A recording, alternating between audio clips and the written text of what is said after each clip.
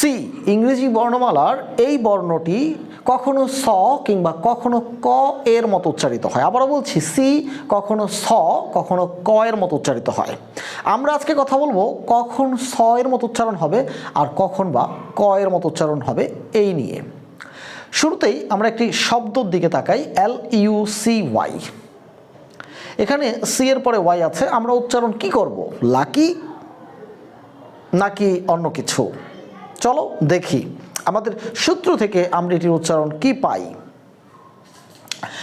সূত্র হচ্ছে, যদি সি এর পরে ই, আই অথবা ওয়াই, সি এর পরে যদি এই তিনটি বর্ণের যে কোনো একটি বর্ণ থাকে তাহলে সি এর উচ্চারণ হবে স এর মতো, স এর মতো উচ্চারণ হবে। আর বাংলায় সেটাকে যখন আমরা বানান করে লিখব বাংলা ভাষায়, তখন সেটা দন্ত স দিয়ে লিখতে হবে। আবারও বলি, সি এর পরে ই, আই, ওয়াই থাকলে সি এর উচ্চারণ হবে স এর মতো, স এর মতো। বাংলায় লিখতে গেলে সেটাকে দন্ত স দিয়ে লিখতে হবে। চলো একটু এক্সাম্পল দিই। যেমন ধরো CICLE, সাইকেল, সাইকেল উচ্চারণ হবে সাইকেল, বাংলায় আমরা লিখব সাইকেল দন্ত স দিয়ে। অথবা ধরো সিটিজেন, CITIZEN, সিটিজেন উচ্চারণ হবে সিটিজেন, লিখব সিটিজেন। তারপরে ধরো সাইক্লোন, CYCLONE, সাইক্লোন উচ্চারণ করব সাইক্লোন, লিখব সাইক্লোন।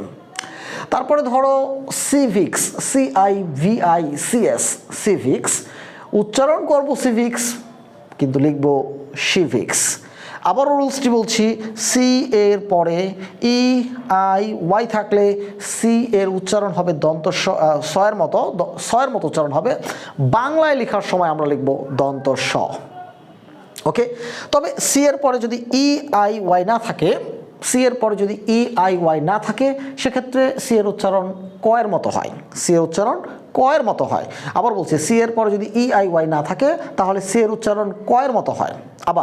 আবার সি এর পরে যদি এইচ থাকে, সি এর পরে যদি এইচ থাকে তাহলে সি এর উচ্চারণ ক কিংবা চ এর মতো হয়, ক কিংবা চ এর মতো হয়। আবার বলছি, সি এর পরে ই, আই, ওয়াই থাকলে সি এর উচ্চারণ হবে স এর মতো, বাংলায় লিখব দন্ত স দিয়ে।